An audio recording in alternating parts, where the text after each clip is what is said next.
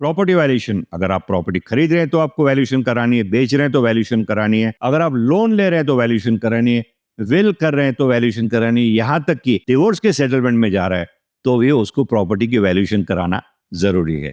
तो इन सारे एस्पेक्ट्स हमारे साथ शेयर करेंगे श्री सिद्धार्थ थिटे, जो कि थिटे वैल्यूअर और इंजीनियर्स के डायरेक्टर हैं। 40 साल पुरानी फर्म है ये। सिद्धार्थ ने अपनी सिविल इंजीनियरिंग की डिग्री मास्टर्स हासिल की है यूएस से, और उसके बाद 11 साल से ये प्रोफेशन में है। ये RICS यानी royal institution of chartered surveys के मेंबर भी हैं, जो कि ग्लोबली एक बहुत रेप्यूटेड ऑर्गेनाइजेशन मानी जाती है। तो चलिए हम वेलकम करते हैं।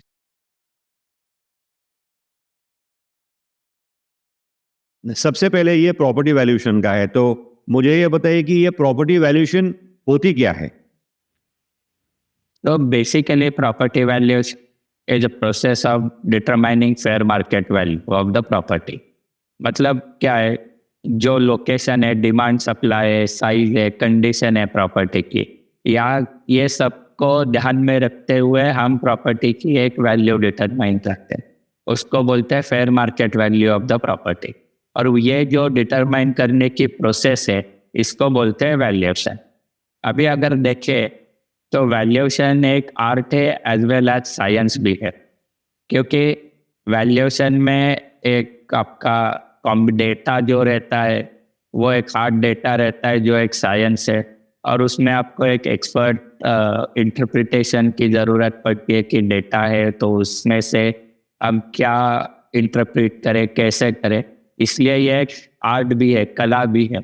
ये it's neither purely mathematical nor purely subjective thing, it is combination of both. So ये जो वैल्यूएशन है इसको बोलते हैं art as well as science. Very nice. So this in a very simple terms आपने इसको एक्सप्लेन किया है, बट ये इम्पोर्टेंट क्यों है? Why is property valuation needed? इतना इसको इम्पोर्टेंस क्यों दिया जाता है? तो प्रॉपर्टी वैल्यूएशन इम्पोर्टेंट बहुत सारे चीज़ों के लिए है, पर उसके पहले हम देखते हैं कि प्रॉपर्टी वैल्यूएशन में वैल्यूअर को पता है। तो जो वैल्यूअर रहते हैं वो ये ऐसे लोग रहते हैं कि जिनको एसेट का टाइप, प्रॉपर्टी का टाइप, मार्केट कंडीशंस, इंडस्ट्री का नॉलेज रहता है। In short, he is a person having technical as well as commercial knowledge. और ये लोग गवर्नमेंट से भी ऑथोराइज रहते हैं, इनको लाइसेंस रहते। तो अभी अगर आज हम देखें तो 2 गवर्नमेंट डिपार्टमेंट से जहाँ पे वैल्यूअर्स का रजिस्ट्रेशन होता है, एक है इनकम टैक्स डिपार्टमेंट और दूसरा है insolvency and bankruptcy board of India, जिसको IBBI कहते हैं। इनकम टैक्स के अंडर का रजिस्ट्रेशन ये पुराना है, कम से कम लास्ट 40, 50, 60 साल से हो रहा है। और IBBI का जो रजिस्ट्रेशन है वो अभी नया है, 6-7 साल से वो भी चालू हो। तो डेफिनेटली जो इनकम टैक्स के अंडर जो रजिस्ट्रेशन होते हैं वेल टैक्स के अंडर होते हैं, उनका नंबर ज़्यादा है और IBBI रजिस्टर्ड लोगों का नंबर कम है। और एज ऑन डेट अगर हम देखें तो IBBI का जो रजिस्ट्रेशन है वो सिर्फ अभी कंपनी एक्ट के अंडर जो वैल्यूएशंस लगते हैं उसमें ही वो लिमिटेड है। तो ऐसे देखें तो इनकम टैक्स रजिस्टर्ड वैल्यूअर का एक्सेप्टेबिलिटी ज़्यादा है। और एक मैं और कहना चाहूँगा कि वैल्यूअर के भी 3 अलग अलग कैटेगरीज होते हैं। मतलब कोई भी वैल्यूअर कोई भी प्रॉपर्टी का वैल्यूएशन नहीं कर सकता। तो वहाँ पे अगर हम ब्रॉड 3 कैटेगरीज देखें तो एक होता है लैंड एंड बिल्डिंग या इमूवेबल प्रॉपर्टी, एक रहता है प्लांट एंड मशीनरी, और एक रहता है सिक्योरिटीज एंड फाइनेंशियल एसेट्स। तो हम अगर रियल इस्टेट की बात करें तो यहाँ पे जो लैंड एंड बिल्डिंग या इमूवेबल प्रॉपर्टीज के वैल्यूअर है वही सिर्फ रियल इस्टेट का वैल्यूएशन कर सकते हैं। ओके भी आप हाँ सॉरी बताइए। अभी हम देखते हैं कि वैल्यूएशन इम्पोर्टेंट क्यों है, हमें वैल्यूएशन क्यों वैल्यूएशन हमें लगता है कुछ प्रॉपर्टी बाय करनी है या बेचनी है, बैंक से लोन लेना है, स्टैम्प ड्यूटी पे करनी है, अगर कोई आपका लिटिगेशन या कोर्ट मैटर चल रहा है, आर्बिट्रेशन का प्रोसेस चल रहा है, उसमें सपोर्टिंग में वैल्यूएशन लगता है। आपने अगर कोई प्रॉपर्टी बेच दिया तो उस पर कैपिटल गेन टैक्स आता है। वो कैपिटल गेन टैक्स पे करने के लिए प्रॉपर्टी का वैल्यू पता होना जरूरी है। उसके बाद अगर हम एक समराइज वे में देखें तो buying, selling, bank finance, taxation, accounting या फाइनेंशियल रिपोर्टिंग, लिटिगेशन और आर्बिट्रेशन सपोर्ट, एडिशन और retirement of partner, insurance, mergers and acquisitions, joint ventures, bank guarantee, rent fixation. अगर कोई बैंक ने दिया हुआ लोन खराब हो जाता है तो उसको रिकवरी के लिए वैल्यूएशन लगता है। जो लैंड एक्विजिशन में वैल्यूएशन लगता है। अब आजकल हम देखते हैं बहुत सारे कंपनीज के आईपीओ आ रहे, तो वो आईपीओ के लिए वैल्यूएशन लगता है। स्टैम्प ड्यूटी पे करने के लिए या एडजुडिकेट करने के लिए वैल्यूएशन लगता है। डाइवोर्स प्रोसीडिंग्स में वैल्यूएशन लगता है। और अगर विल बनाना है किसी को या उसका प्रोबेट लेना है तो उसमें वैल्यूएशन की जरूरत है। ऐसे बहुत सारे चीज़ों में वैल्यूएशन का रोल है, इसलिए ये बहुत इम्पोर्टेंट है। तो ये तो बहुत वास्ट सब्जेक्ट है। वैल्यूएशन लोगों को या मेरे जैसे आदमी को भी ये पता था कि ये केवल रियल एस्टेट के कुछ एसेट्स के लिए ही होता है, लेकिन आपने जितने इसके क्लासिफिकेशंस बताए कि डाइवोर्स के केसेस में भी होते हैं, विल में भी लगता है, अमेजिंग। इसका यूज काफी जगह पे होता है वैल्यूएशन का। एक सवाल आप यस आप यूजुअली हमने जो देखा है, जो वैल्यूअर्स होते हैं वो एक सर्टन एज लिमिट उनका बहुत ज्यादा होता है, उसके बाद वो वैल्यूअर का काम करते हैं, उनको सीरियसली लिया जाता है। आप बहुत यंग वैल्यूअर हैं, आप इस प्रोफेशन में आए कैसे? What spark your entry into this particular field? तो बेसिकली देखे तो मैं वैल्यूअर के फैमिली में पला बड़ा हूँ।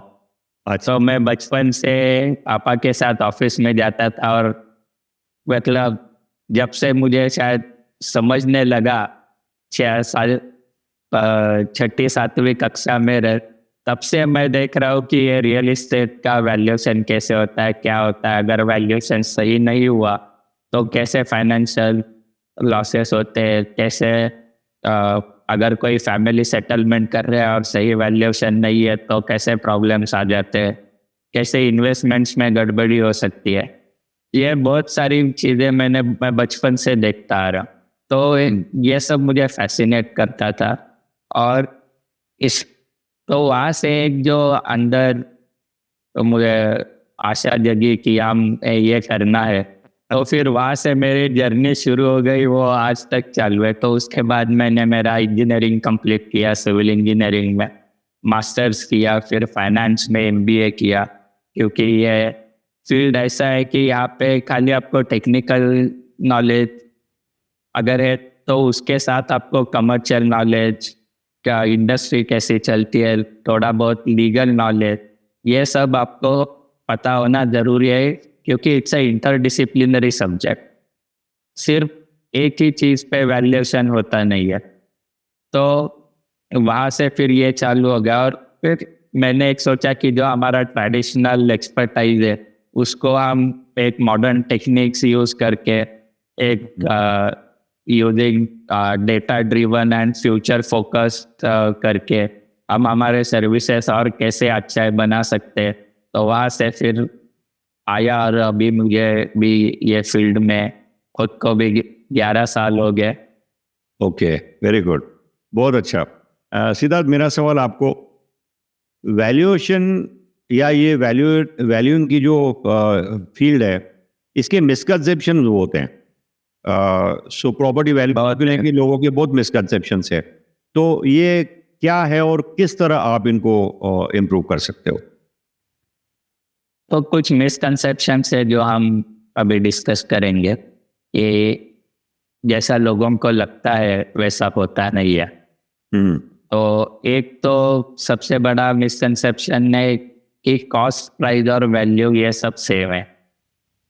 तो एज अ वैल्यूअर या अगर वैल्यूएशन के फील्ड में आप काम कर रहे हो तो आपको कॉस्ट प्राइस और वैल्यू, ये अगर हम हमारे जीवन में इसको अगर सिमिलर टर्म्स जैसे यूज कर रहे हैं, पर वैल्यूअर के लिए ये सब अलग अलग है। तो कॉस्ट क्या होती है? कॉस्ट है कि एक अगर आप किसी बिल्डिंग बनाने के लिए आपको कंस्ट्रक्शन कॉस्ट लगती हो, या कोई चीज़ मैन्युफैक्चर करने के लिए जो आपको खर्चा आता है, दैट इज योर कॉस्ट। अभी प्राइस देखे तो प्राइस क्या होती है? तो कॉस्ट के ऊपर जो बेच रहा है वो अपना कुछ प्रॉफिट लगाएगा, मार्जिन लगाएगा, उसको बेचेगा, या अगर वो बेच नहीं पा रहा है तो वो लॉस में बेचेगा। तो आपका कॉस्ट प्लस या माइनस प्रॉफिट या लॉस जो होगा, दैट इज योर प्राइस। सो अगर प्रॉफिट में बेच रहा है तो कॉस्ट से प्राइस ज़्यादा होगी, लॉस में बेच रहा है तो कॉस्ट से प्राइस कम होगी। पर वैल्यू ये एक ऐसी चीज़ है कि जो उसका वर्थ कितना है वो पर्सन के लिए, वो फाइंड आउट करना इज, और वो कितना है, it is that is value. तो वैल्यू आपके कॉस्ट या प्राइस से ज़्यादा भी हो सकती है, कॉस्ट या प्राइस से कम भी हो सकती है। तो अगर हम एक छोटा एग्जांपल देखें, ये सब देखिए, आप एक किसी डेजर्ट में जा रहे हो, हाँ, और एक आपको दुकान, बहुत थर्स्टी हो, आपको एक दुकान दिखेगा, वहाँ पे एक पानी की बोतल है। नॉर्मली जो पानी की बोतल हमें 10-15 रुपए में मिलती है, अगर हम पुणे में है, पुणे में गए किसी किराना स्टोर में, उसको बोले भाई पानी की बोतल दे दो, वो बोला अगर 25 रुपए, आप बोलोगे अरे क्या बोल रहा है, पानी की बोतल थोड़ी 25 रुपए की मिलती है, ये तो बरोबर है। 15 रुपए की मिलती है। तो ये, और उसको पता है वो पानी मैन्युफैक्चर करने में या वो बॉटल में पैक करने में 10 रुपये खर्चा आता है, और मैन्युफैक्चरर उसको या रिटेलर उसको 15 रुपए में बेच। तो 10 रुपये हो गई कॉस्ट, 15 रुपए हो गई प्राइस। और अभी आप डेजर्ट में हो, कुछ भी नहीं है आसपास, आपको बहुत प्यास लगी है, एक दुकान दिखता है, एक बॉटल है, वो बोलेगा 25,000 रुपये का एक ये पानी का बॉटल। आप तब बोलोगे नहीं नहीं, मुझे आप 25 नहीं भाई 30 ले ले, पर मुझे पानी का बॉटल चाहिए। सही है। That is the value. हाँ, उस टाइम उसकी क्या वर्थ है। आप अगर दूसरे जगह पे देखें जहाँ पे बहुत पानी अवेलेबल है, तो वो आपको 15 क्या 16-17 रुपए में भी बेचना डिफिकल्ट हो जाएगा, क्योंकि दूसरा अवेलेबल। पर अभी जहाँ पे स्केर्सिटी है, वहाँ पे आप बोलोगे वो कीमत पे लोग लेने के लिए तैयार है। तो ये सब चीज़ें अलग अलग है, तो हमें इसको मिक्स नहीं करनी। ये डिमांड और सप्लाई वाला हिसाब है। जैसे हम बोलते हैं कि अगर डिमांड बहुत ज्यादा और सप्लाई नहीं है तो उसका प्राइस तो पहले तो बड़ी होगी उसकी, बढ़ेगा ही। सो ये एक मिसकंसेप्शन है। दूसरा, जैसे आपने एग्जांपल दिया, ठीक है। सो ये बताइए कि लोग ये कहते हैं कि valuation is a very easy game, like valuer वो प्रॉपर्टी को देख के ही बता सकता है कि इसकी वैल्यू कितनी है, तो उसको इतना पैसा, इतनी फीस देने की क्या जरूरत है। ऐसा भी होता है।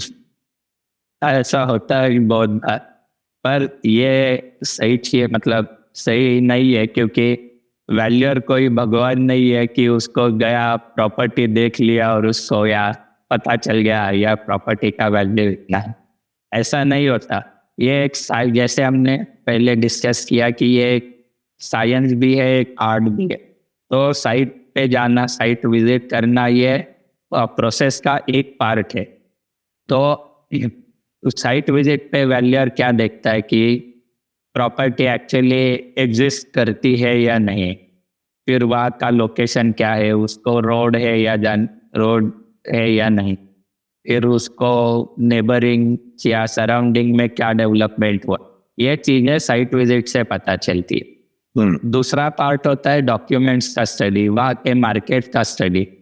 तो वैल्यूअर को डॉक्यूमेंट्स भी स्टडी करने पड़ते हैं कि वहाँ पे कोई लीगल इशू है क्या, और वहाँ पे क्या एरिया लिखा है, एक्चुअल ग्राउंड पे क्या एरिया मिल रहा है, नियर बाय विसिनिटी में क्या ट्रांजैक्शंस हो रहे हैं, क्या रेट में प्रॉपर्टी खरीदी बेची जा रही है। ये सब चीज़ें एनालाइज करके फिर वैल्यूएशन वो प्रॉपर्टी का अराइव होता है। इसलिए ऐसा नहीं हो सकता कि वैल्यूअर गया साइट पे, उसने जगह देखी और उसको उसने वैल्यू बता दिया। तो उसमें भी एक प्रोसेस रहता है। हाँ, सिस्टमैटिक प्रोसेस है जो आपको फॉलो करना ही पड़ता है, जिसके बेसिस पे आप उसको उसकी स्टडी करके और आप उसकी वैल्यूएशन डिराइव करते हो कि इसकी वैल्यू ये है एज पर योर। करेक्ट। सही बात है। तो इसमें जैसे कई बार क्या होता है कि एक प्रॉपर्टी की बात कर रहा हूं मैं, कभी पेरिशियल होती है और कभी कभी प्रॉपर्टीज फर्निश्ड होती हैं।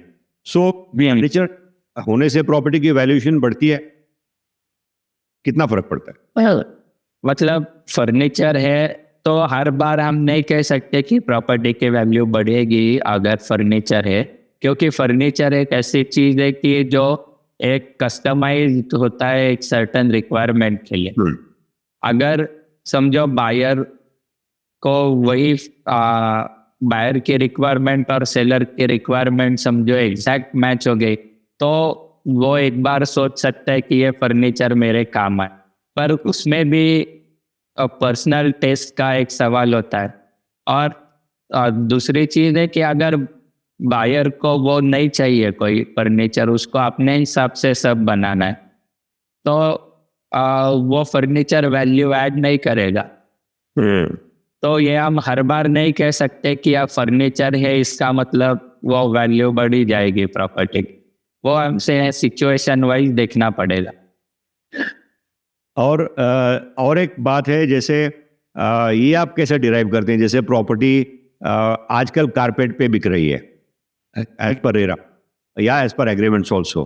पहले टाइम में ये बिल्टअप पे, सुपर बिल्टअप पे दी गई है, तो ये कैसे आप डिराइव करते हो कि क्योंकि एक मापदंड उसका एक होना चाहिए ना, कहीं कहीं कारपेट बोलते हैं, कहीं सुपर बिल्टअप बोलते हैं, कहीं बिल्टअप बोलते हैं। करेक्ट है ये, और ये बहुत अच्छा सवाल है, या बहुत ये बोल सकते हैं कि ये बहुत एक मिसकंसेप्शन है लोगों में कि अगर मेरा कारपेट का सुपर बिल्टअप हो जाएगा या सेलेबल एरिया हो जाएगा तो मेरे प्रॉपर्टी की वैल्यू बढ़ जाएगी। तो एक्चुअली ऐसा नहीं होता है। आपका प्रॉपर्टी का जो एक इंट्रिंसिक वैल्यू है, उसको जो एक उसकी जो वैल्यू है वो हमेशा ही सेम रहेगी। क्योंकि हम एक एग्जांपल से देखते हैं। सपोज एक फ्लैट है पुणे में, एक 2 BHK 1000 square feet carpet area का फ्लैट है। वो अगर 1 करोड़ में या 1.5 करोड़ में बिकता है, से 1.5 करोड़ में बिकता है, तो वो फ्लैट जो है वो 1.5 करोड़ में ही बिकने वाला है। आप उसको 1000 कारपेट का फ्लैट बोलिए, या 1200 बिल्टअप का फ्लैट बोलिए, या 1500 सुपर बिल्टअप का फ्लैट बोलिए, आप उसको कुछ भी बोलिए, पर अगर वहां पे आपको वो 1.5 करोड़ में फ्लैट मिलता है तो वो उतने में ही मिलने वाला। तो जो प्राइस बैंड एक बार बन जाती है, तो वो प्राइस बैंड बन जाती है वो एरिया की, और वो एरिया की बन जाती है या वो कॉम्प्लेक्स की बन जाती है कि यहाँ पे इतने में मिलेगा, एक 5-10% प्लस माइनस इज ओके। पर आप अगर उसको 40% का एरिया बढ़ा दोगे तो वो आपका फ्लैट की कीमत 40% नहीं बढ़ने वाली है। तो ये अपार्टमेंट्स के लिए या कमर्शियल के लिए मैं मान सकता हूँ जो बिल्टअप प्रॉपर्टीज हैं, लेकिन जो लैंड है उसमें ये कैसे डिराइव की जाती है, क्योंकि लैंड तो ओपन है। लैंड में का जो वैल्यूएशन होता है, ये मैं तो कहूँगा कि एक सबसे डिफिकल्ट टास्क होती है। अगर वेकेंट लैंड है तो आपको बहुत सावधानी से केयरफुली उसका वैल्यूएशन करना पड़ता है, क्योंकि लैंड का जो वैल्यूएशन होता है वो उसके डेवलपमेंट पोटेंशियल पे डिपेंड रहता है। अभी ये डेवलपमेंट पोटेंशियल क्या होता है? डेवलपमेंट पोटेंशियल मतलब आप एक लैंड पे कितना बांधकाम कर सकते हो या कितना बिल्ड कर सकते हो, उसके ऊपर ही उसका वैल्यू डिसाइड होता है। उसके साथ हमें देखना पड़ता है कि वहाँ पे कुछ रिजर्वेशंस है क्या, वहाँ का रोड विड्थ कितना है, जो development control rules and regulations होते हैं उनके क्या नॉर्म्स है, वहाँ पे क्या जोनिंग क्या जोन है, उसके बाद वहाँ पे नियर बाय एरिया में क्या डेवलपमेंट चल रहा है। ये सब फैक्टर्स एनालाइज करके फिर आपको लैंड का वैल्यू अराइव करना पड़ता है। तो इसलिए वो एक डिफिकल्ट काम रहता है एज कम्पेयर टू आपका रेडी बिल्ट प्रॉपर्टी जो रहता है ऑफिस फ्लैट, वहाँ पे ये चीज़ें ऑलरेडी कंसिडर की गई होती है और उसके बाद ही फिर वो अपार्टमेंट या फ्लैट बनता है। एक बहुत इंटरेस्टिंग चीज़ है, ये मैंने देखा है कई बार when we are about to talk to a customer, उनके प्रॉपर्टी की वैल्यू वही कितने में आपको बेचनी है। सो उनका बहुत बार एक बेंचमार्क होता है कि मेरे नेबर का इतने में बिका है तो मेरा उससे ज़्यादा बिकना चाहिए। हाँ, ये भी एक होता है। आप इसको कैसे फेस करते हो? हम तो बहुत बार फेस करते हैं इसको कि अरे सर आप क्या वैल्यूएशन दे रहे हो, मैं हमारे बाजू की प्रॉपर्टी इतने में गई, ये उतने में गया। पर मैं ये बोलूँगा कि हर एक प्रॉपर्टी यूनिक रहती है, हर एक प्रॉपर्टी के अपने अपने फीचर्स रहते हैं। हम एक एग्जांपल लेते हैं, अगर एक मुंबई में अगर हम देखें तो साउथ मुंबई में तो बहुत से अपार्टमेंट्स मिलेंगे जहाँ से सी दिखता है, समंदर दिखता है। अगर एक बिल्डिंग है वहाँ पे 2 फ्लैट्स है, एक ही फ्लोर पे सामने सामने है, एक फ्लैट से सी का व्यू दिखता है, दूसरे फ्लैट से नहीं दिखता। हाँ, तो ये बिकॉज एक फ्लैट से सी व्यू दिखता है, वो फ्लैट की कीमत ज़्यादा हो गया। तो अनदर फ्लैट जिसमें सी व्यू नहीं है, भले दोनों फ्लैट एक ही बिल्डिंग में है, एक ही फ्लोर पे है, एक सामने सामने है सेम एरिया के, और ये व्यू के वजह से उसको कुछ प्रीमियम मिलेगा। या फिर दूसरी चीज़ हो सकती है कि कभी कभी कुछ लीगल इश्यूज होते हैं, कुछ लिटिगेशंस पेंडिंग होते हैं या कुछ ऐसे रहते हैं, या कोई बाकी इश्यूज हो सकते हैं वो प्रॉपर्टी में, इसलिए भी प्रॉपर्टी के वैल्यू पे इम्पैक्ट होता है। तो हम ये हर नहीं कह सकते कि अगर मेरे बाजू वाला फ्लैट इतने में बेचा है या इतने में गया है तो मेरा भी जाएगा। इसलिए ये सब प्रोसेस फॉलो करना पड़ता है, हर एक मेथड से इसको जाना पड़ता है, उसके बाद ही हम बता सकते हैं कि क्या होगा, क्या वैल्यू होगा ये, या कितना वैल्यूएशन होगा ये प्रॉपर्टी का। एक बहुत इंटरेस्टिंग आपसे ये इस बारे में जब बात कर रहा हूँ तो एक बहुत इंटरेस्टिंग चीज़ मुझे याद आ रही है। मेरे एक दोस्त हैं, डेवलपर हैं, नाम नहीं लूँगा उनका, उनकी NIBM पे कुछ इन्वेंट्री थी, कुछ स्कीम्स उनकी थी। सो ये पुरंदर का जब एयरपोर्ट का अनाउंसमेंट हुआ था 6-8 साल पहले, तो उन्होंने मुझे फ़ोन किया, बोला किशन भाई अब तो हमारी प्रॉपर्टी की वैल्यू बहुत बढ़ जाएगी। तो मैंने बोला क्यों बढ़ेगी, अचानक ऐसा क्या हुआ? बोला पुरंदर का एयरपोर्ट अनाउंस हुआ है। तो मैं पुरंदर का एयरपोर्ट अपने यहाँ से 20-25-30 किलोमीटर दूर, अभी तो लोकेशन फिक्स नहीं हुआ है, तो अपनी प्रॉपर्टी की वैल्यू पुरंदर के आजू बाजू की वैल्यू बढ़ेगी, यहाँ NIBM से उसका क्या संबंध है? सो लोगों की उम्मीदें बहुत होती है, is what I am trying to say. Purandar कहाँ हो रहा है, और एक स्पेकुलेशन भी एक होता है। जैसे अभी अगर आजकल हम देखें तो मेट्रो हमारे पास से जा रही है, यहाँ पे मेट्रो स्टेशन आ रहा है, तो प्रॉपर्टी की वैल्यूज बढ़ती है। हाँ, तो ये अगर इंफ्रास्ट्रक्चर या कनेक्टिविटी बढ़ जाएगी तो वैल्यू बढ़ सकती है, पर हम हमेशा नहीं मतलब ये हमेशा ट्रू नहीं होगा कि अगर कुछ हो गया, कुछ नया रूल आ गया या कुछ प्रोजेक्ट अनाउंस हुआ तो हमेशा ही प्रॉपर्टी की वैल्यू बढ़ेगी। अगर ये ने एयरपोर्ट किया, हमने मेट्रो की बात की, पर अगर कहीं पे अपना कचरा डेपो अनाउंस हो जाता है, हाँ, तो वहाँ के तो प्रॉपर्टीज की वैल्यू कम हो जाती है, वैल्यू बढ़ती नहीं है। या फिर जैसे हमारा डेवलपमेंट प्लान रहता है जो हर कुछ सालों में रिवाइज होता है, अगर वो प्लान में कई प्रॉपर्टी या कुछ लैंड पे अगर कुछ रिजर्वेशन आ जाता है, हाँ, या कुछ लैंड नो डेवलपमेंट जोन में चली जाती है, तो वहाँ पे तो इम्पैक्ट होता है। तो ये हम हमेशा नहीं कह सकते कि ऐसे कुछ गवर्नमेंट रेगुलेशंस के वजह से या टाइम के वजह से हमेशा ही प्रॉपर्टी की वैल्यू बढ़ेगी। सो ये जो आपने कचरा डिपो वाली बात बोली, मुझे याद है जब भूसारी में हम लोग काम करते थे, so that was the last priority. वहाँ लोग जाना नहीं चाहते थे बिकॉज ऑफ कचरा डिपो। और आज देखिए क्या हुआ है, अब तो गवर्नमेंट ने बहुत नए आधुनिक तरीके निकाले हैं। कचरा डिपो से अभी स्मेल बाहर नहीं आती है और बड़ा छोटे पोर्शन में ही उनको कंप्रेस करके वो उसका प्रोसेस करते हैं। सो काफ़ी टेक्नोलॉजी के लिए भी बहुत एडवांस हुआ है ये सब। इसलिए हम वैल्यूएशन को एक टाइम स्पेसिफिक चीज मानते हैं कि मेरे प्रॉपर्टी का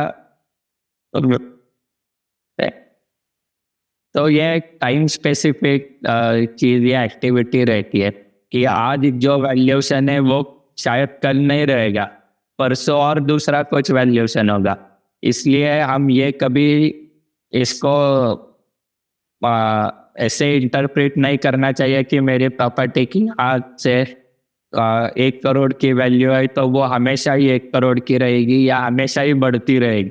जैसे जैसे फ्यूचर में डेवलपमेंट्स हो जाएंगे वैसे वैसे वो प्रॉपर्टी के वैल्यू पे इम्पैक्ट करेगी। तो यूजुअली आपके हिसाब से प्रॉपर्टी की वैल्यूएशन कब कब करनी चाहिए, कितने इंटरवल के बाद? तो ये एक अच्छा सवाल है, पर इसको भी हमें देखना चाहिए कि आप किस पर्पस के लिए वैल्यूएशन कर रहे हो। अगर आप बाइंग सेलिंग का अगर हम एग्जांपल देखें तो अगर समझो बायर है तो बायर को वैल्यूएशन करनी चाहिए before he purchases any property, तो चेक कि वेदर वो परचेस प्राइस रीजनेबल है या नहीं। उसको और एक टाइम वैल्यूएशन लगेगी जैसे स्टैम्प ड्यूटी पे करने के लिए, तो ये बायर के लिए तो 2 बार हो गई। अगर वो बायर बैंक से लोन ले रहा है तो उसको बैंक लोन के लिए भी वैल्यूएशन की ज़रूरत पड़ेगी। और बैंक का जो लोन होता है वो नॉर्मली हर 3 साल में बैंक उसको रिवैल्यू करता है प्रॉपर्टी। ऑलमोस्ट मेजर बैंक्स 3 साल में करते हैं, पर क्या पॉलिसी पे डिपेंड है, क्योंकि बैंक को देखना होता है कि हमारे पास जो सिक्योरिटी है वो इंटैक्ट है, उसका वैल्यू उतना है और आप उनका जो एक लोन टू वैल्यू रेशियो रहता है वो मेंटेन हो रहा है।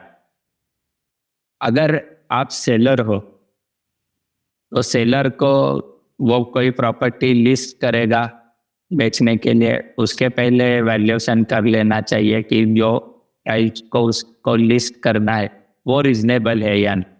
अगर वो किसी आर्बिट्री प्राइस पे प्रॉपर्टी अगर लिस्ट करेगा तो वो प्रॉपर्टी बेची नहीं जाएगी, तो उसको वो भी देखना पड़ेगा कि हम जो जिसमें प्राइस में बेचना चाह रहे हैं वो रिजनेबल है या नहीं, उसके लिए उसको वैल्यूएशन करने की ज़रूरत। उसके बाद इसमें सिद्धार्थ जी, इसके अंदर एक और सवाल निकल के आ रहा है। जैसे आपने कहा कि जो सेलर है या जो बायर है अपनी प्रॉपर्टी खरीदने से पहले उसको वैल्यूएशन करना ज़रूरी है, सेलर को भी ज़रूरी है। इसमें बहुत बार ये भी बोला जाता है और कई कई जगह पे ये प्रॉब्लम हुए भी है कि वैल्यूअर ने बेचने वाले की वैल्यूएशन ज़्यादा दिखा दी ताकि उसको ज़्यादा पैसा मिले या बैंक से लोन ज़्यादा मिले। तो ये कैसे, इसका क्या तोड़ हो सकता है, कैसे कंट्रोल होगा ये? तो ये आपको अगर इसको ध्यान में रखना है या आपको इसको चेक करना है कि ये जो वैल्यूएशन है ये सही है या नहीं, तो आपको पहले तो वैल्यूअर के क्रेडेंशियल्स देखने चाहिए, उसका एक्सपीरियंस देखना चाहिए कि वो क्या है, वो कितने साल से काम कर रहा है, उसका क्या एक्सपीरियंस है। फिर उसका एक कॉन्फ्लिक्ट ऑफ इंटरेस्ट का चेक होता है कि उसका कोई वहाँ पे कॉन्फ्लिक्ट ऑफ इंटरेस्ट है क्या, या वो कोई रिलेटेड पार्टीज में आता है क्या, वो सेलर का दोस्त है या बायर का दोस्त है या उसका रिलेटिव है या वो उनसे क्लोजली कनेक्टेड है।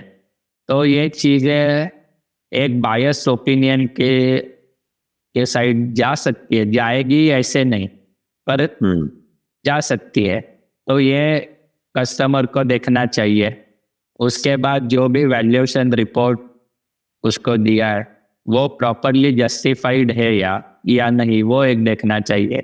अभी जस्टिफाइड है या नहीं ये कैसे देखेंगे? तो वो वैल्यूएशन रिपोर्ट में प्रॉपर बेसिस ऑफ वैल्यूएशन दिया है या नहीं, किस मेथड से आप वैल्यूएशन कर रहे हो वो वहाँ पे मेंशन किया है या नहीं, उसके कंपैरेबल मार्केट ट्रांजैक्शंस कुछ दिए है या नहीं, उसमें क्या एनालिसिस किया है, क्या मार्केट ट्रेंड्स दिखाए, वो सब पढ़ के आपको पता चल जाएगा कि ये वैल्यूएशन रीजनेबल है या नहीं।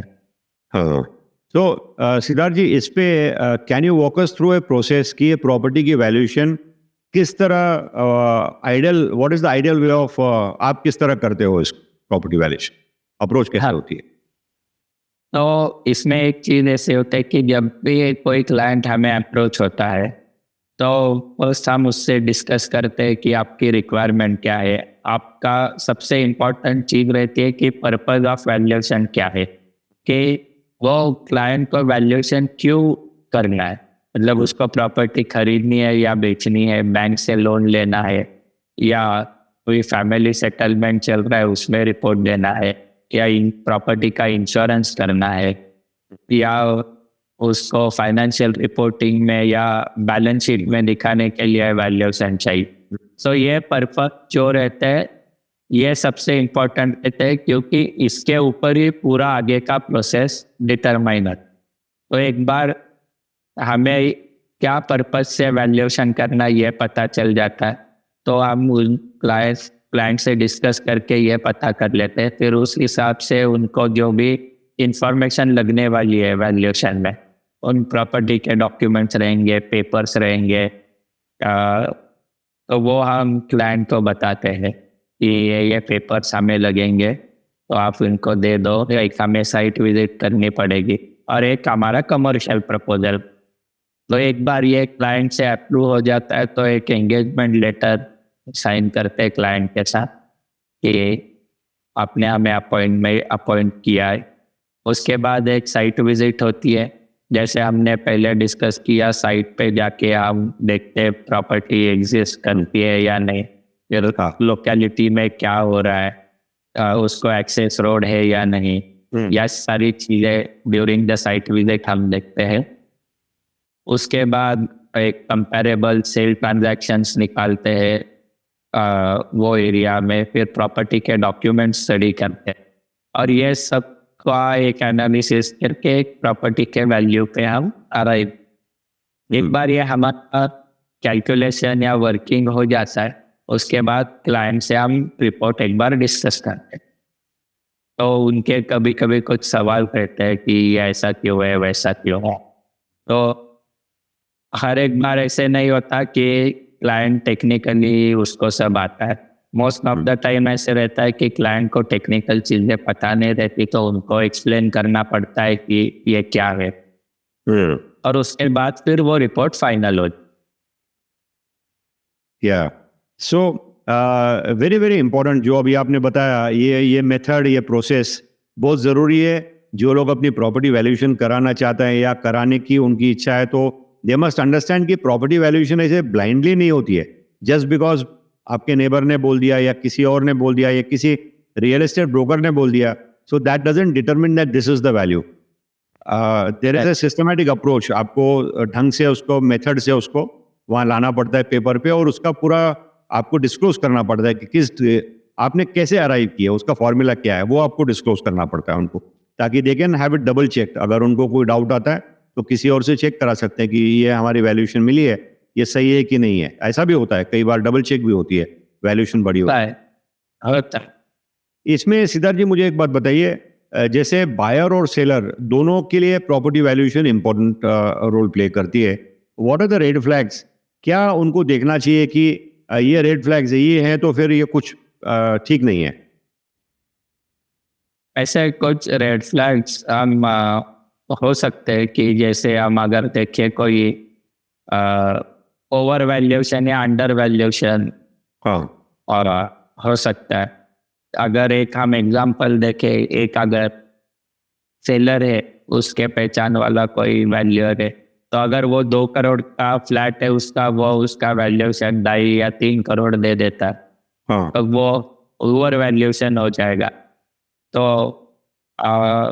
वो रिजनेबल नहीं होगा, या उल्टा करता है। अगर कई कई केसेस में ऐसा रहता है कि लोगों को वैल्यूएशन कम मतलब उसका रिक्वायरमेंट होता है कि मुझे वैल्यूएशन कम चाहिए, तो अगर वो ऐसे किसी को इन्फ्लुएंस करके हाँ 2 करोड़ के प्रॉपर्टी का वैल्यूएशन 1 करोड़ कर ले, तो ये अंडर वैल्यूएशन हो गया। बट ये अगर आपको जानना है कि ये वो रीजनेबल किया है या ओवर वैल्यू है या अंडर वैल्यू है, तो आपको देखना पड़ेगा कि उसमें सपोर्टिंग डेटा क्या दिया है वैल्यूएशन रिपोर्ट। हाँ तो अगर वो वैल्यूएशन रिपोर्ट में कोई सपोर्टिंग डेटा नहीं है, जैसे मैंने पहले भी बताया कि कंपैरेबल सेल्स का डेटा है, मार्केट ट्रेंड है, प्रॉपर्टी के स्पेसिफिकेशन से, उसने अगर कुछ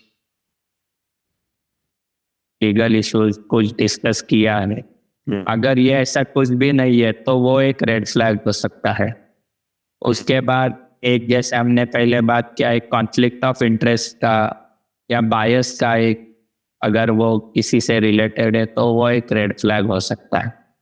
अगर किसी प्रॉपर्टी में कुछ लीगल इश्यूज है, जैसे कोई लैंड है उसमें एंक्रोचमेंट है या कोई रिजर्वेशन है, और ये चीज़ें ही कंसिडर नहीं हुए वैल्यूएशन रिपोर्ट, तो ये एक रेड फ्लैग हो सकता है कि ये तो एक चीज, क्योंकि अगर आप कभी भी देखें क्लियर टाइटल की जो प्रॉपर्टी होती है उसका वैल्यू हमेशा एक डिस्प्यूटेड टाइटल से अच्छा रहता है या ज़्यादा रहता है। तो ये सब चीज़ें आपको देखनी चाहिए, और इसके मतलब ये कुछ रेड फ्लैग्स आप नजर में रख ऐसे ध्यान दें। नज़र में रख। तो इसमें कोई केस स्टडी आप बता सकते हैं कि कभी आपके साथ ऐसा कुछ हुआ हो, किसी ने अप्रोच किया हो कि सर ऐसा ऐसा चाहिए हमें? ऐसे तो होता है बहुत बार कि लोग आते हैं, उनका कुछ रिक्वायरमेंट रहता है कि अभी एक मैं आपको केस बताता हूँ जी एक बार हमें एक कस्टमर आया, उनका एक 3 BHK का फ्लैट था पुणे में कहीं, तो ये सेड कि वो फ्लैट पहले हमें कुछ बताया नहीं, पर ये सेड कि हमें वैल्यूएशन इसका, अगर वो फ्लैट की वैल्यू है सपोज 3 करोड़ आज मार्केट में, तो भी से कि मुझे 1.5 करोड़ का वैल्यूएशन चाहिए।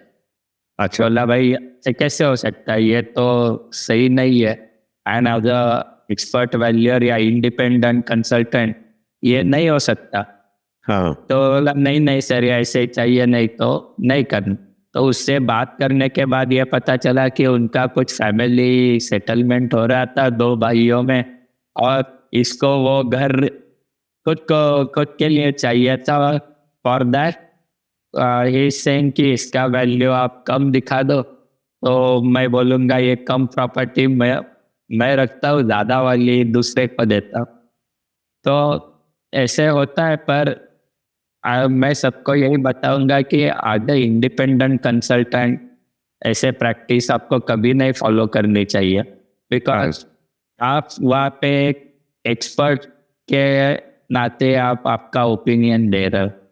हाँ तो आपको ये प्रोफेशन का नाम खराब हो जाए या ऐसे कुछ हो, ऐसे कोई भी काम नहीं करना चाहिए कभी। इस सही बात है, सही बात है। वैल्यू आप काम अगर जाता है तो भी जाने दो, पर ऐसे कोई काम नहीं करना चाहिए कि जिससे वैल्यूएशन एज अ प्रोफेशन को लोग गाली दे। तो जैसे आपने बताया कि वैल्यूअर किस तरह चूज करना है, उसके क्रेडेंशियल्स देखनी है, कितना वक्त तक वो इस प्रोफेशन में है वो देखना है, और उसका बैकग्राउंड, किसी के साथ उसके कनेक्ट्स जो उसको वेस्टेड पार्टी बनाता है, ये सब चीज़ देखने के बाद ही अगर उसको हायर किया जाए तो ज़्यादा बेटर है। एक सवाल सिद्धार्थ जी, जैसे अभी current market trends property valuation के क्या है? एक बहुत चेंजेस आ रही हैं आजकल, जैसे राइजिंग इंटरेस्ट कॉस्ट, अब तो थोड़ा 25 बेसिस पॉइंट से इंटरेस्ट रेट कम हुआ है, मगर फिर भी इसका इम्पैक्ट है, इन्फ्लेशन का इम्पैक्ट है, और डिमांड एंड सप्लाई का इम्पैक्ट है। तो पुणे मार्केट को अगर हम ध्यान में रखेंगे तो किस तरह आज के करंट मार्केट ट्रेंड चल रही है?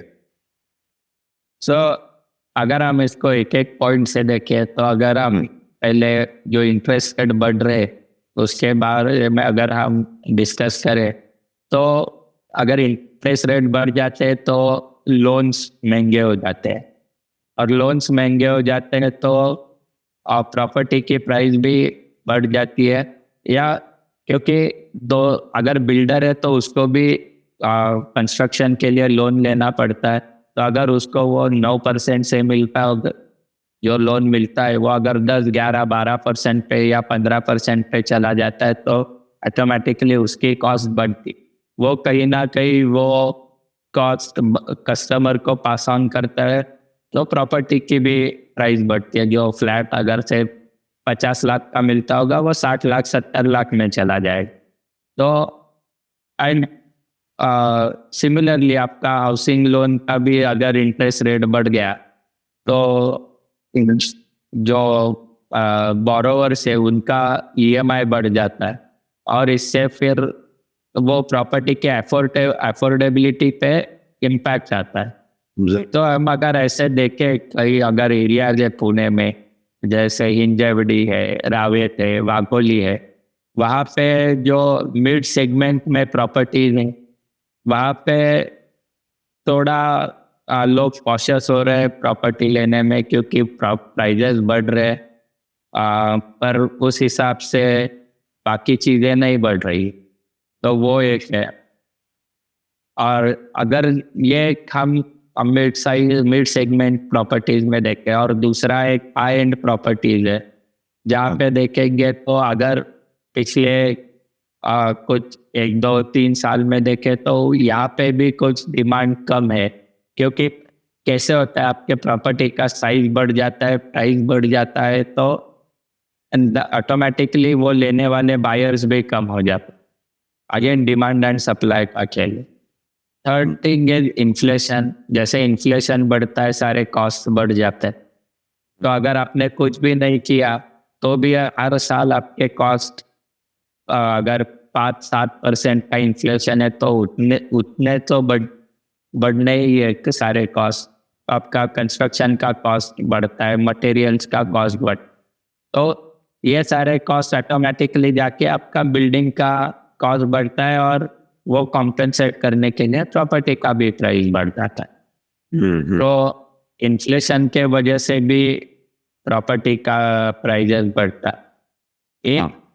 थोड़ा अच्छा ट्रेंड तो चल रहा है पुणे में ये को लिविंग स्पेसेस का एक चल रहा है जहाँ पे जो स्टूडेंट्स है या यंग प्रोफेशनल्स है वो दे prefer more co living spaces than renting a entire flat क्योंकि वो वहाँ पे थोड़ा चीपर पड़ता है उनको और फ्लेक्सिबिलिटी रहती है कि मुझे आज मेरा जॉब पुणे में, कल दिल्ली में, परसों बेंगलोर में है तो एक कोई कमिटमेंट नहीं रहती तो वो एक को लिविंग स्पेसेस के लिए मार्केट थोड़ा बढ़ रहा है। और एक देखेंगे तो अभी इतना रीडेवलपमेंट हो रहा है, आप कहीं पे भी देखिए पुणे में almost every alternate building is getting redevelop.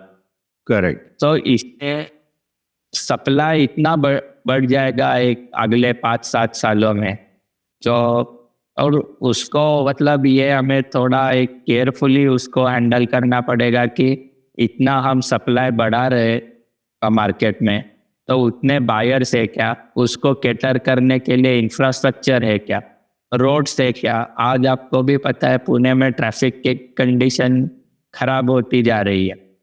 तो अगर किसी एरिया की पॉपुलेशन 3-4 साल में अगर डबल हो जाए तो डेफिनेटली वहाँ का जो इंफ्रास्ट्रक्चर है वो अगर उसको अपडेट नहीं किया तो वो लोड नहीं ले पाएगा। सही बात है। और उससे क्या होगा, आपका अल्टीमेटली प्रॉपर्टी वैल्यूज पे उसका प्राइस करेक्शन आ जाएगा, लोग थोड़े और बाहर शिफ्ट होने लगेंगे पे प्रॉपर्टी के प्राइजेस कम है। तो ये सारी चीजें हैं। इससे सिद्धार्थ जी जैसे हम ये प्रोफेशन में तो इसके बारे में मैं भी कई लोगों से, कई एक्सपर्ट से बात करते रहता हूँ। इसमें अब थोड़ा हमें ज़्यादा बेटर लग रहा है क्योंकि पुणे के इंफ्रास्ट्रक्चर पे अब गवर्नमेंट का ध्यान गया है। काफ़ी फंडिंग अभी सैंक्शन हुई है रिसेंटली, जैसे आपने देखा 2-3 दिन पहले 4,500 करोड़ की सैंक्शन हुई। उससे पहले काफ़ी और Correct. ऐसा करीब करीब 12,000 करोड़ का तो अभी सैंक्शन रिसेंटली आया हुआ है। मेट्रो की Correct. लाइन और बढ़ रही है और बढ़ रही है। रनर का भी की बात फिर की जा रही है, रोड इंफ्रास्ट्रक्चर का। रिंग रोड शुरू हो चुका है। सो ये काफ़ी गुड थिंग्स आर हैपनिंग। तो मुझे लगता है कि infrastructure is going to be much better और अब फोकस्ड है पुणे गवर्नमेंट के लिए। Second, Pune always a migrated city है, माइग्रेशन वाली सिटी है। बहुत लोग माइग्रेट आज भी कर रहे हैं पुणे में। सो ऑन एन एवरेज जो हमारा रिपोर्ट है दैट्स अबाउट 800 से 1000 लोग डेली पुणे में माइग्रेट करते हैं। अलग अलग क्लासिफिकेशन के, कोई लोअर इनकम वाले होंगे, कोई बिलो पॉवर्टी लाइन वाले होंगे, ऐसे all this kind of different segments के लोग आते हैं। हर एक को घर चाहिए होता है, छत तो हर एक को चाहिए। Yes. छोटा होगा उसको शायद छोटे हट में जाके रहेगा, लो इनकम वाला LIG में जाके रहेगा। तो अपग्रेडेशन और ये सब चीज़ों का होता ही है। तो इसके वजह से पुणे की डिमांड मैं समझता हूँ रहेगी। एक बात इम्पॉर्टेंट है कि इसकी प्राइसिंग सही होनी चाहिए हर वक्त। सो ये Yes. प्राइसिंग भी डेवलपर्स के हाथ में बहुत बार नहीं होती है कभी, क्योंकि ये लैंड के ऊपर डिपेंड करता है। तो इसका कैस्केडिंग इफेक्ट आएगा। अगर सप्लाई बढ़ जाएगी तो लैंड्स थोड़ी कम रेट में बिकना शुरू हो जाएंगी, तो ऑटोमेटिकली वो प्राइस की करेक्शन भी उसके अंदर आ जाएगी। किस लोकेशन में आएगा, क्या होगा, ये बताना बहुत मुश्किल है। ये देखने वाली बात है। ये देखने वाला और- रहता है, वक्त बताएगा। अगर जैसे देखे तो जैसे 4-5 साल पहले ही डेवलपमेंट कंट्रोल रूल्स चेंज होके UDCPR आ गए। वहाँ पे भी आप देखोगे तो FSI भी इतने बड़े हैं हाँ। कि जो प्लॉट पे पहले अगर 2 का FSI मिलता था तो अभी वहाँ पे 2.5-3 का FSI मिलता है। तो डेफिनेटली वो सेम लैंड पे आपका डेवलपमेंट पोटेंशियल बढ़ गया। बढ़ गया है, सही बात। तो ये सब चीजें, इसलिए सप्लाई तो बहुत बढ़ने वाला है। बट तो मुझे लगता है कि इन नियर फ्यूचर कहीं तो ये प्राइस करेक्शन हो जाएगा।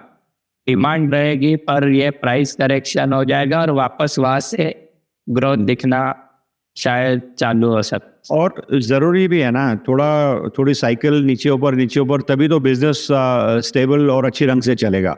हर वक्त खाली ऊपर जा नहीं सकता कोई भी बिजनेस। Yes. तो ये ज़रूरी भी है, थोड़ा स्टेगनेंट होके फिर वापस पिकअप करे तो दैट इज श्योर फुटेड, फिर इतना गिरने का चांस नहीं होता, लॉस नहीं होगा। Yes. सिद्धार्थ जी, आपके पूरे टेन्योर में कोई 1-2 केस स्टडीज हमको बताइए जो इंटरेस्टिंग हो, जिससे कुछ सीख मिले, कुछ टेक अवेज मिले। आपने कई लोगों के कई कंपनीज की इंस्टीट्यूशंस के भी किए होंगे। सो ऐसे कुछ एक दो केस स्टडीज कुछ आपको याद आते हो which have left a good impact on you?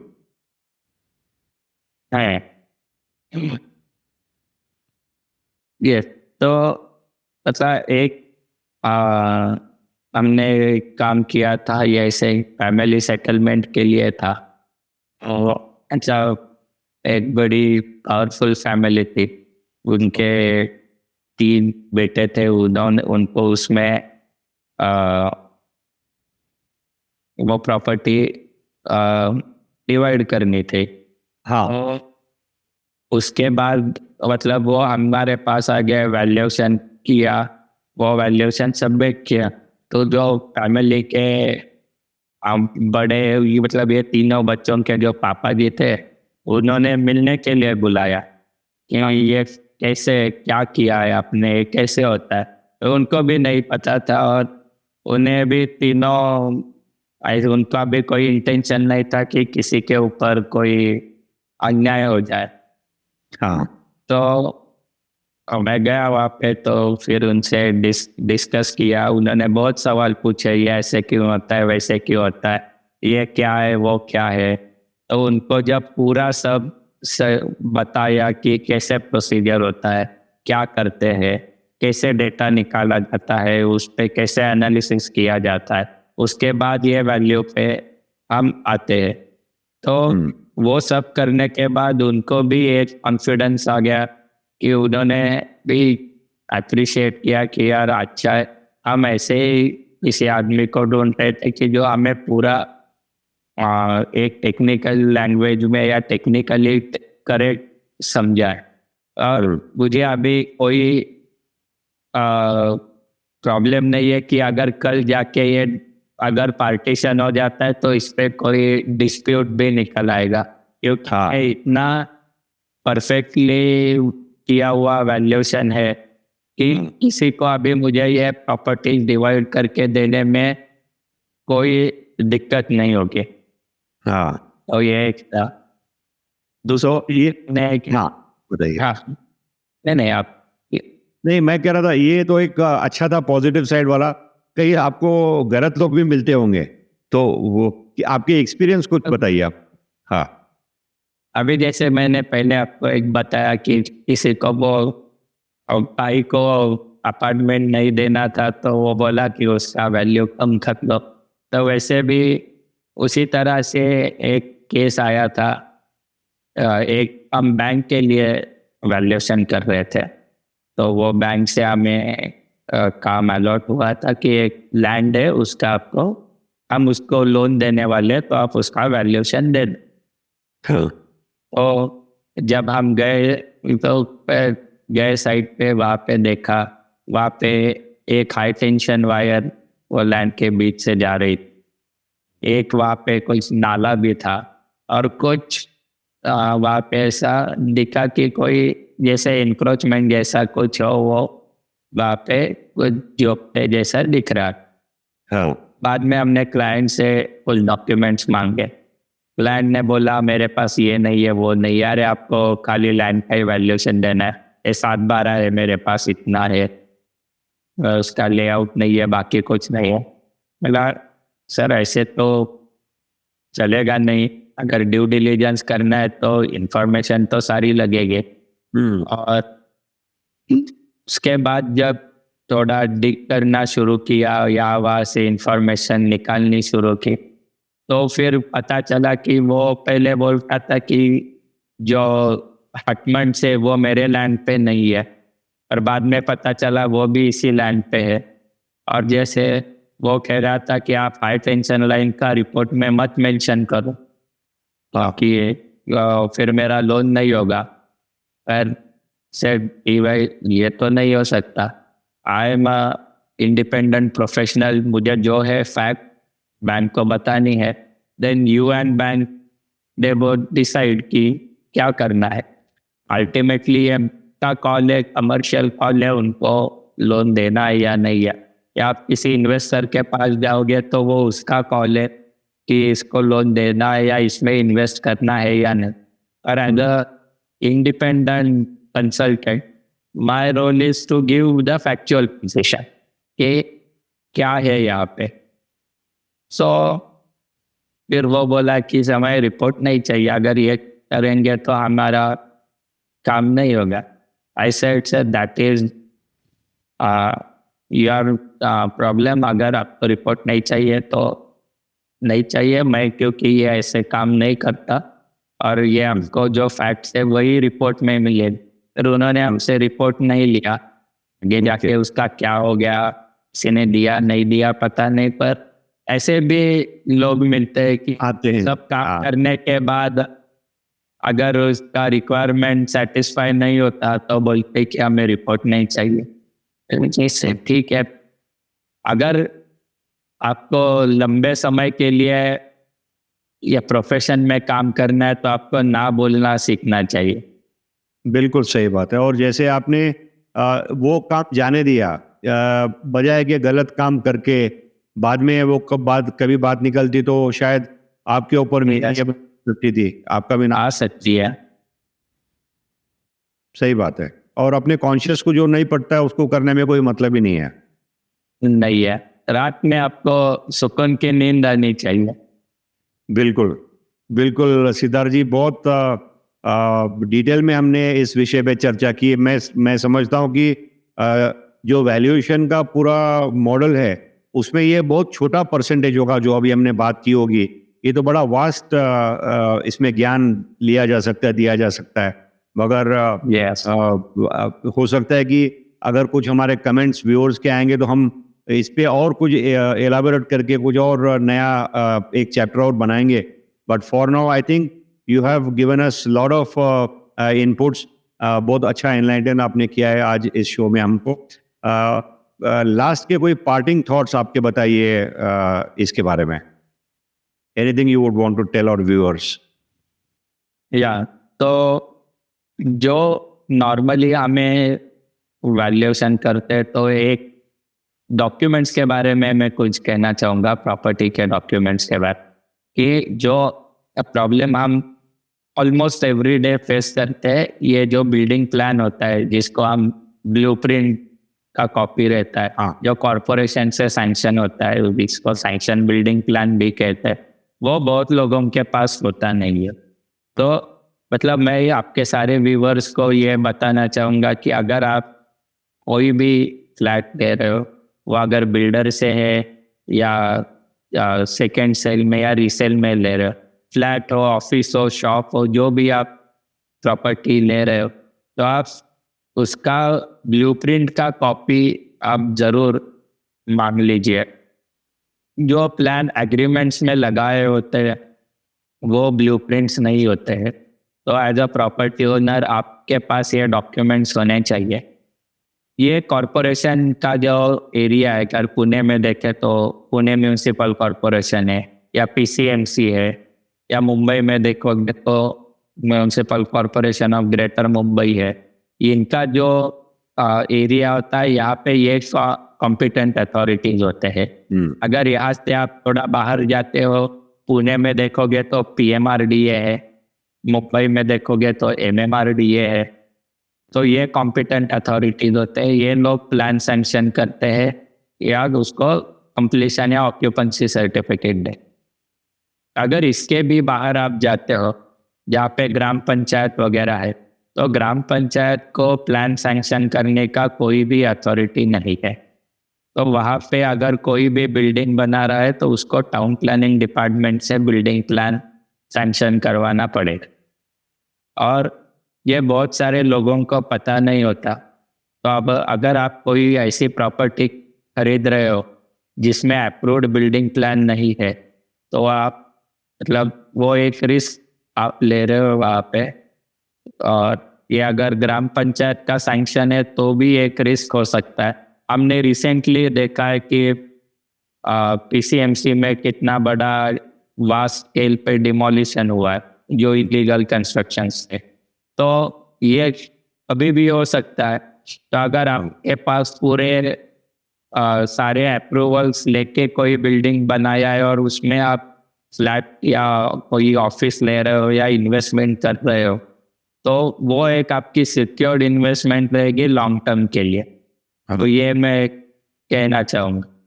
हाँ. सिद्धार्थ जी, एक इसमें मैं ऐड करूँगा मेरा अपना अनुभव.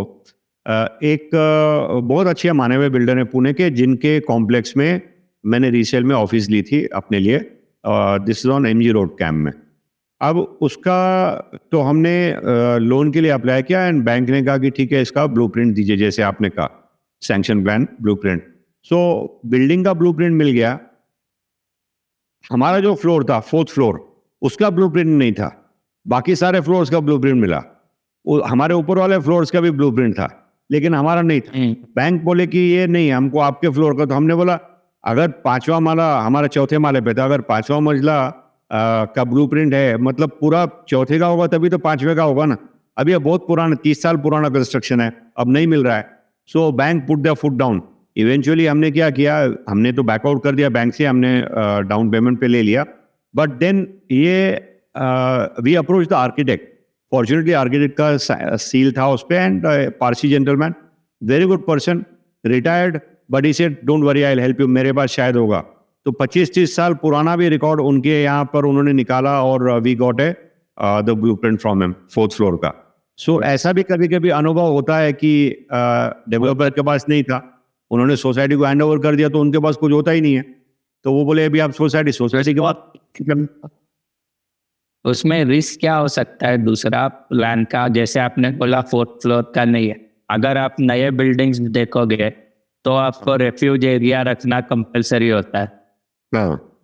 तो ये भी उसमें से पता चल जाता है कि ये फ्लैट अगर किसी ने रेफ्यूज एरिया में बना के अगर बेच दिया तो वो एक रिस्क हो सकता है।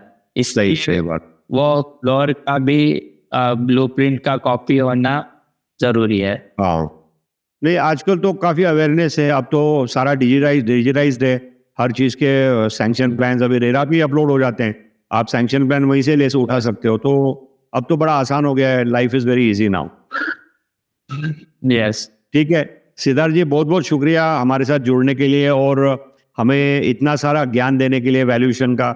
ये सब्जेक्ट बहुत इंटीग्रल पार्ट है रियल एस्टेट का, और मैं समझता हूँ जो भी लोग रियल एस्टेट प्रैक्टिस कर रहे हैं या जो लोग रियल एस्टेट खरीद रहे हैं या बेच रहे हैं, उनके लिए भी ये बहुत इम्पोर्टेंट है। और आप इतनी अच्छी सर्विसेज, इतनी अच्छी वैल्यूएशन का नॉलेज रखते हैं और सर्विसेज देते हैं। आपका प्रोफाइल और ये हम लिंक्डइन का इसमें डिस्क्रिप्शन में शेयर करेंगे, तो हो सकता है कि किन व्यूअर्स को अगर ज़रूरत होगी तो वो आपके साथ डायरेक्टली कनेक्ट करके और अप्रोच कर सकते हैं। बहुत बहुत शुक्रिया हमारे साथ जुड़ने के लिए, thank you very much Siddharth ji.